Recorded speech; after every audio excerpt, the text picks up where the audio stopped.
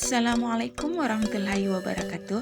Perkenalkan, nama saya Rasdianti Syam SPD, gelombang 3, angkatan 5, peserta Latsar CPNS Pemprov Sulawesi Barat, unit kerja SMK Negeri Bulo. Di sini saya akan menjelaskan sintesa agenda 3 dan personal branding ASN. Pada agenda 3 berisi tentang kedudukan dan peran PNS dalam NKRI. Yang pertama yaitu manajemen ASN, kedua pelayanan publik, dan yang ketiga WOG.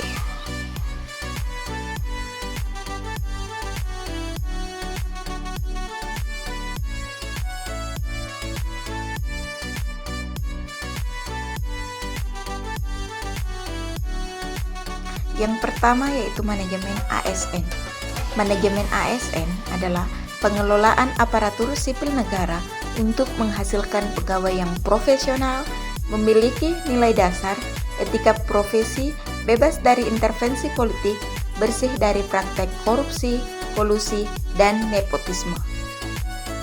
Adapun kedudukan ASN yaitu pegawai aparatur sipil negara berkedudukan sebagai aparatur negara yang menjalankan kebijakan yang ditetapkan oleh pimpinan instansi pemerintah serta harus bebas dari pengaruh dan intervensi semua golongan dan partai. Jadi, pegawai ASN dilarang menjadi anggota atau pengurus partai politik. Selanjutnya, peran aparatur sipil negara yaitu yang pertama, sebagai pelaksana kebijakan, kedua, sebagai pelayan publik, dan yang ketiga sebagai perekat dan pemersatu bangsa.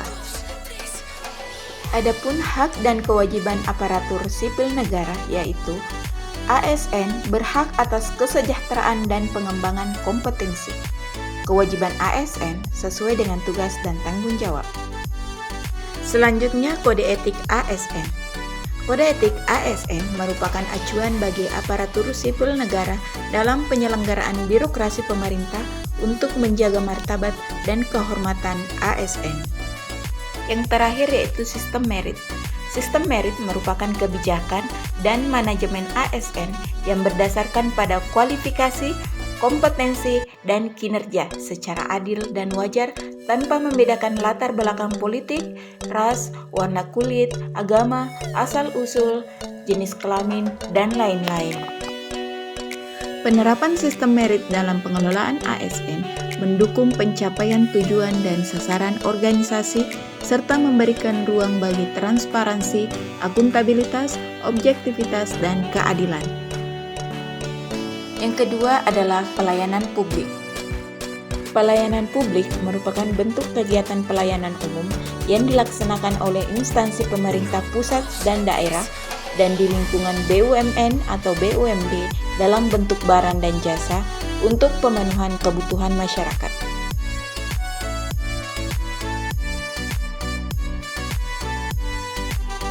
Prinsip pelayanan publik diatur oleh Undang-Undang Nomor 25 Tahun 2009 tentang pelayanan publik. Ini dia prinsip-prinsipnya.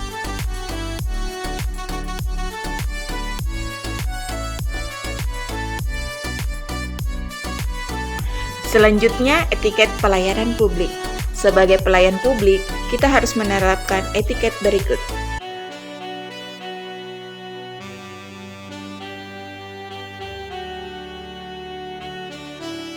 Yang terakhir yaitu WOG, Whole of Government.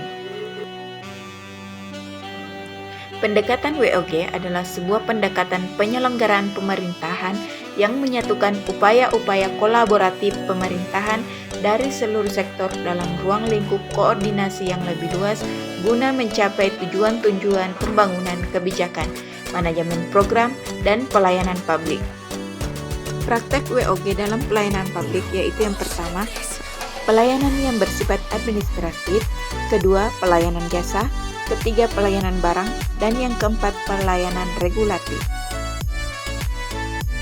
Selanjutnya yaitu cara pelaksanaan WOG yaitu yang pertama, respon pemerintah terintegrasi, selanjutnya menghilangkan sekat sektoral, kerjasama antar instansi pemerintah, kolaborasi, koordinasi, dan sinergitas. Adapun manfaat WOG yaitu meningkatkan efisiensi, sharing, informasi, lingkungan kerja, daya saing, akuntabilitas, dan koherensi kebijakan. Setelah kita mempelajari agenda 3 tentang manajemen ASN, pelayanan publik, dan world of government, adapun penerapan personal branding yang dilakukan seorang ASN diantaranya yaitu sebagai pelaksana kebijakan publik, ASN harus menerapkan WOG dalam koordinasi pelaksana kebijakan publik. Sebagai pelayan publik, ASN harus melaksanakan prinsip pelayanan prima dan etiket pelayanan publik. Dan yang terakhir, sebagai perekat dan pemersatu bangsa, ASN harus senantiasa bersikap adil, transparan, non-diskriminatif, dan bersih dari praktek KKN. Sekian sintesa agenda 3 dan personal branding dari saya. Semoga bermanfaat dan sampai jumpa.